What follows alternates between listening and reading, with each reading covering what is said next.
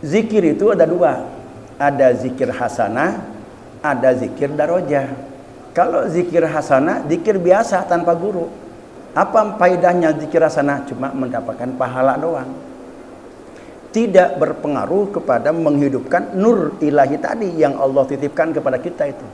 Kalau zikir darajah itu namanya zikir atas bimbingan guru tertentu, atau yang disebut dengan zikir tarekat atau zikir tarekoh.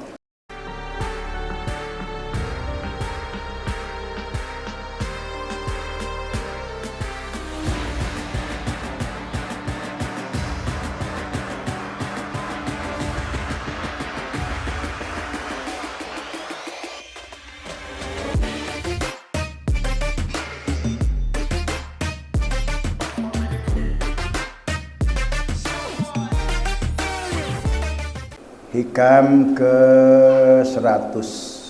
Al-arifu la yazulu ittiraruhu wa la yakunu ma'a ghairillahi ta'ala qararuhu.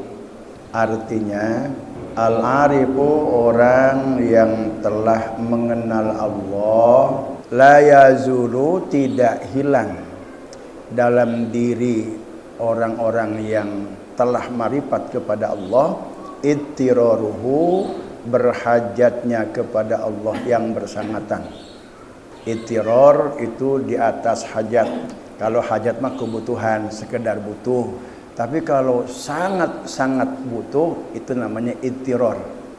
Wala yakunu, dan tidak ada ma'a ghairillahi ta'ala, bersama selian Allah ta'ala maha tinggi Allah, qararuhu ketetapan orang-orang yang makrifat kepada Allah. Pada hikmah yang ke-100 ini, Syekh Imam Ahmad bin Athaillah ini menjelaskan tentang sifat-sifat orang yang sedang berjalan dalam perjalanan rohani menuju Allah Subhanahu wa taala. Pada hikmah yang ke-100 ini berbicara tentang dua sifat orang-orang yang makrifat kepada Allah dari sekian banyak sifat-sifatnya itu. Al-arifu orang yang telah mengenal Allah. Mengenal itu artinya ma'rifat.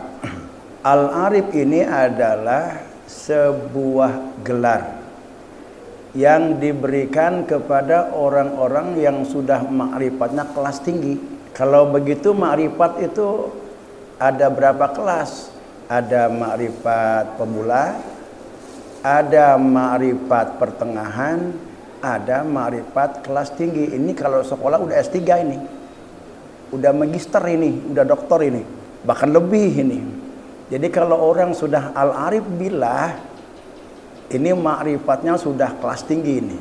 Bapak, Ibu yang ada di sini, sudahkah kita mengenal Tuhan yang kita tiap hari beribadah kepadanya? Sudah ya. Jangan ragu, jangan ragu. Ya, kita ini udah kenal belum? Walaupun kita belum pernah bertemu, tapi kita udah kenal. Kenal nama, kenal sifat, kenal perbuatannya. Kalau ibu ditanya nih, ibu kenal nggak sama presiden kita, presiden Indonesia? Kenal. Siapa? Jokowi. Pernah ketemu? Belum pernah. Tetap kita dikatakan kenal. Kita mengenal Allah, Tuhan yang setiap hari kita ibadahi. Apakah kita sudah kenal dengan Tuhan yang setiap hari kita ibadahi? Sudah kenal. Siapa nama Tuhan yang kita ibadahi setiap hari? Allah. Di mana kenalnya? Kenalannya di mana? Kenalnya di pengajian. Siapa yang mengenalkannya? Para ustadz, para kiai, para ulama. Awal-awal Rasulullah yang mengenalkan hamba ini kepada Allah, bahwa Allah adalah zat yang berhak untuk diibadahi. Sehingga melalui warasatul anbiya kesini ya, kita nggak pernah ketemu dengan Rasulullah. Ada pewarisnya para ulama. Terus pada tabi'in sampai ke sini, udah paling bawahnya ustadz lah. Kita dikenali oleh para ulama, para ustadz, para kiai di majelis ilmu bahwa Tuhan yang wajib kita ibadahi itu adalah namanya Allah.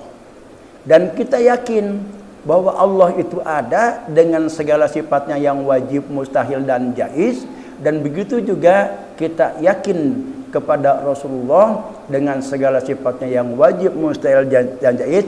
Nah, kalau kita sudah mengenal, sudah tahu Allah itu adalah Tuhan yang wajib kita ibadahi, dan kita yakin bahwa Allah itu ada dengan segala sifatnya yang wajib, mustahil dan jaiz, nah kita itu sudah dikatakan makrifat.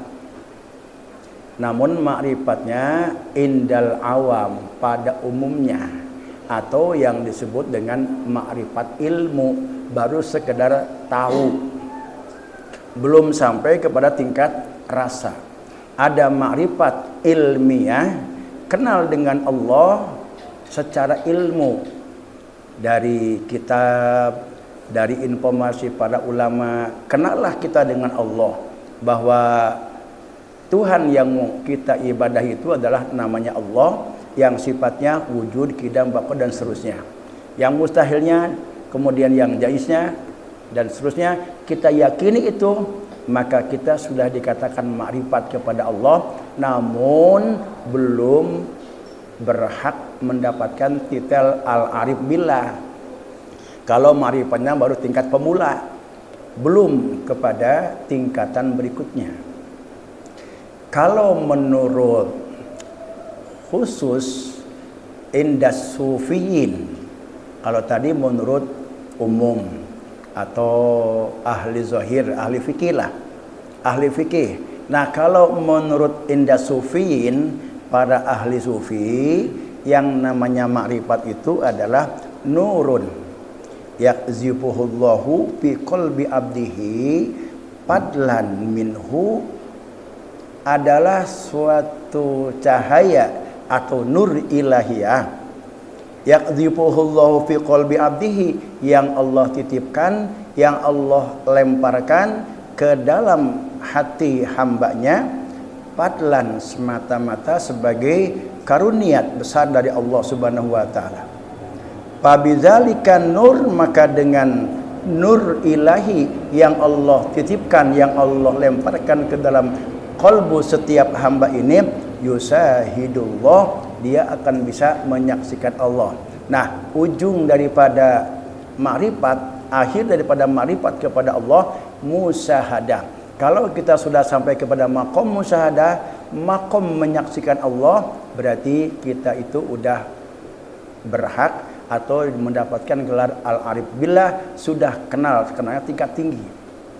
Nah, nurun, cahaya yang Allah berikan, Allah lemparkan ke dalam qalbu hambanya, itu disebutnya nurul bidayah. Dan itu diperoleh oleh setiap semua makhluk. Bikulli sain bila sababin wala kasbin. Tanpa ada sebab, tanpa upaya, dia nggak pernah zikir. Yang semua orang yang lahir ke dunia, dari siapapun dan dari apapun dia lahir, sekalipun ibu bapaknya orang yang tidak beriman, itu Allah titipkan semua itu nur Islam atau nur bidayah itu, atau nur ma'rifat itu Allah titipkan semua. Cahaya pemula ini awalnya awalan wa yakunu awalan dhaifun. Cahaya yang Allah titipkan pemula kepada qalbu hambanya dhaifun, lemah. Kanurin nujum, seperti cahaya bintang. Kita melihat cahaya bintang, cuma kita bisa melihat itu sebuah cahaya. Tapi cahaya bintang itu tidak memberikan penerangan. Kalau kita lihat malam hari, ada cahaya bintang doang yang kita lihat. Nah, cahaya bintang itu tidak bisa menerangi kegelapan dunia. Dan cahaya bintang itu sedikit saja ada kabut, akan hilang dan gak kelihatan oleh kita. Artinya apa? Nur ilahi atau nur ma'rifat yang ada dalam diri kita nih masing-masing itu perlu dirawat dan dijaga, dikembangkan supaya dia terus bertambah-tambah, yang semula seperti sinar bintang supaya membesar yatazayad isroquhu, supaya sinarnya itu terus bertambah. Dengan apa?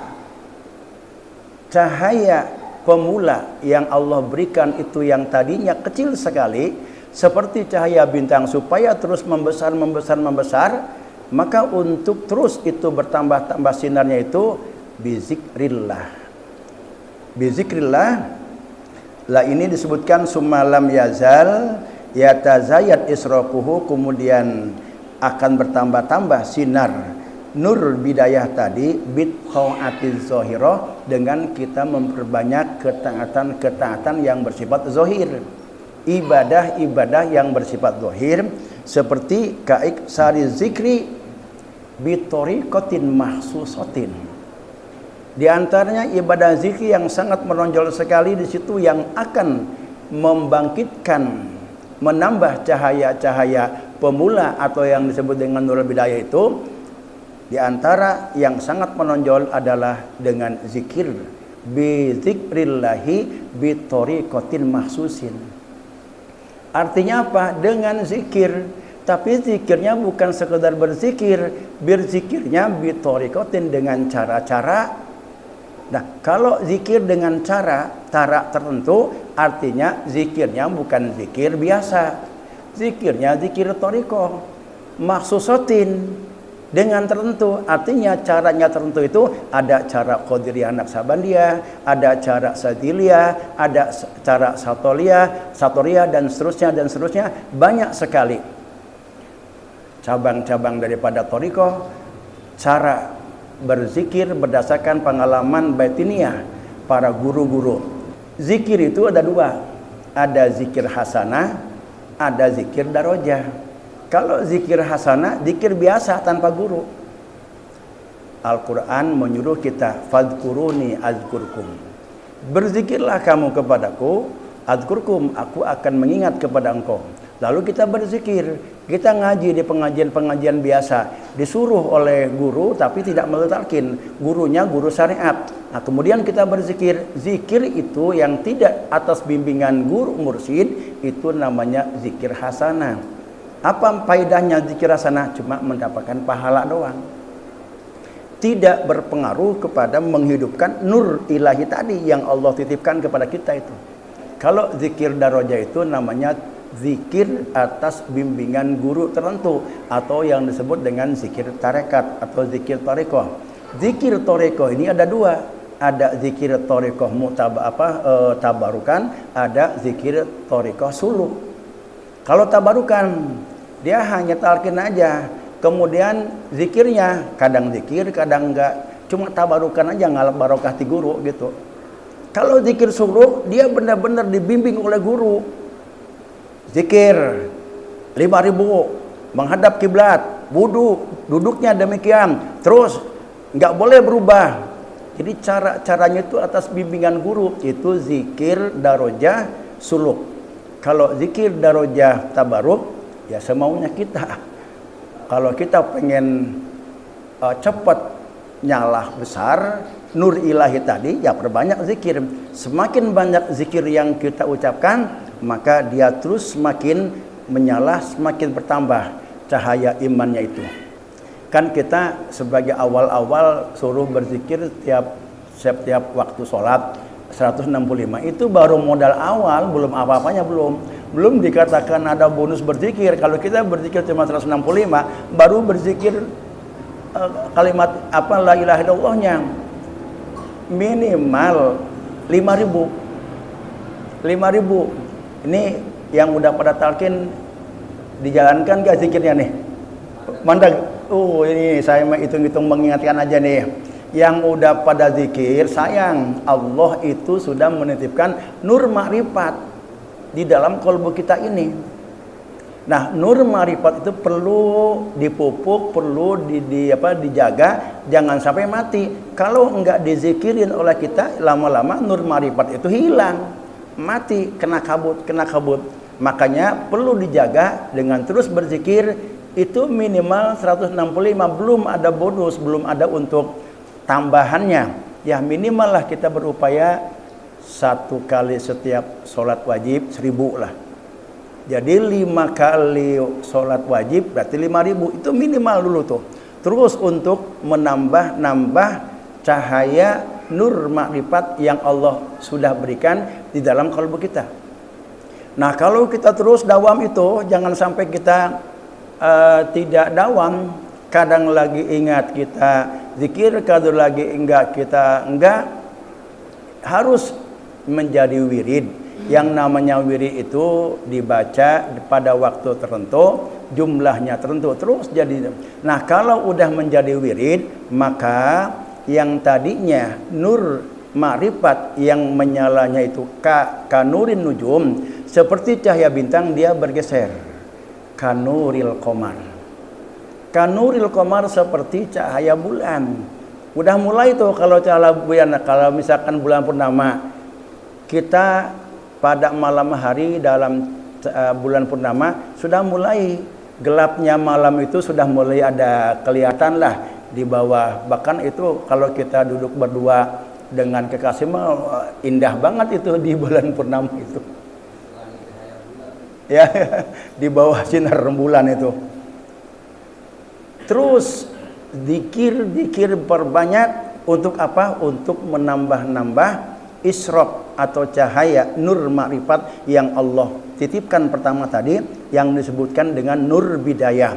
Nah kalau sudah banyak berzikir, maka nur bidayah tadi itu bertambah terus kanuril qamar, seperti nur bulan, cahaya bulan. Nah kalau sudah bercahaya, bertambah seperti cahaya bulan, maka disebutnya nurul wasatiyah. Nurul wasatiyah, kita udah diberi nurul wasatiyah. Orang yang diberi nurul bidayah itu efeknya apa? Mukbilan alallahi ba'da an kunta mudbiran. Dia selalu menghadap kepada Allah. Kalau sebelumnya itu dia disibukkan dengan hal-hal dunia, dagang, pagi-pagi dia melayani orang yang dagang, melayani orang yang belanja, terus sampai sore banyak barang yang habis, dia berpikir mencari barang buat besok dijual, kemana-mana dia sibuk terus. Ada terdengar azan, tahu dia, tapi dia nggak mukbil, tapi mudbir. Dia nggak menghadap kepada Allah atas panggilan azan itu untuk sholat, tapi dia mudbir. Dia kesampingkan aja, dia tetap menghadap kepada kesibukan bisnisnya. Kalau saya nggak belanja, besok saya nggak punya barang. Kalau besok saya nggak punya barang, saya nggak bisa dagang, nggak ada yang dijual.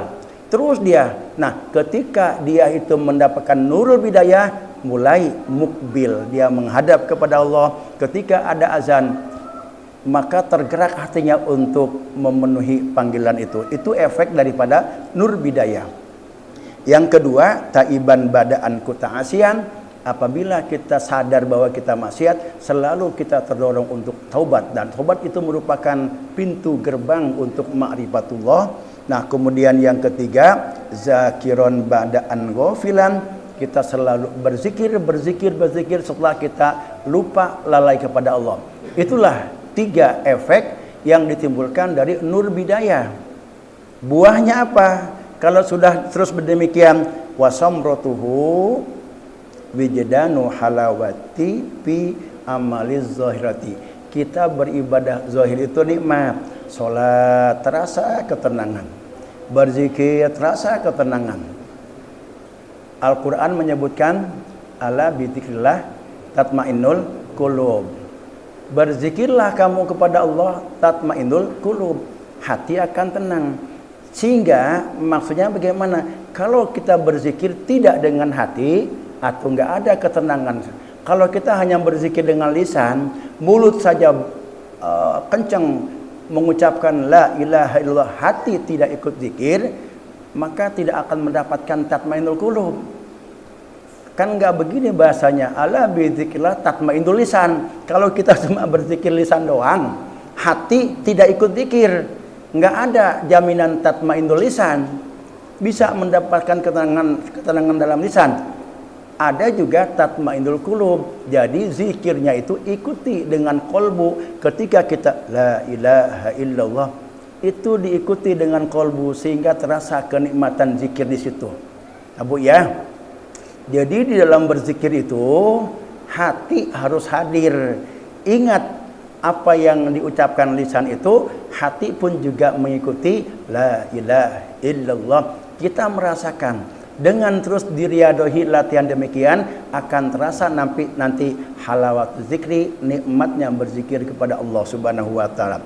Dan yang ketiga, kalau tadi sudah nurul qamar, terus dengan berzikir kepada Allah Subhanahu wa taala musgilan bi zikrillah, kesibukannya tidak lain. Kalau tadi mah kesibukannya masalah dunia, kalau sudah masuk nurnya itu, nur ilahinya sudah menjadi nurul qamar, sudah mulai bertambah, maka dia akan menyibukkan diri dengan berzikir kepada Allah Subhanahu wa taala.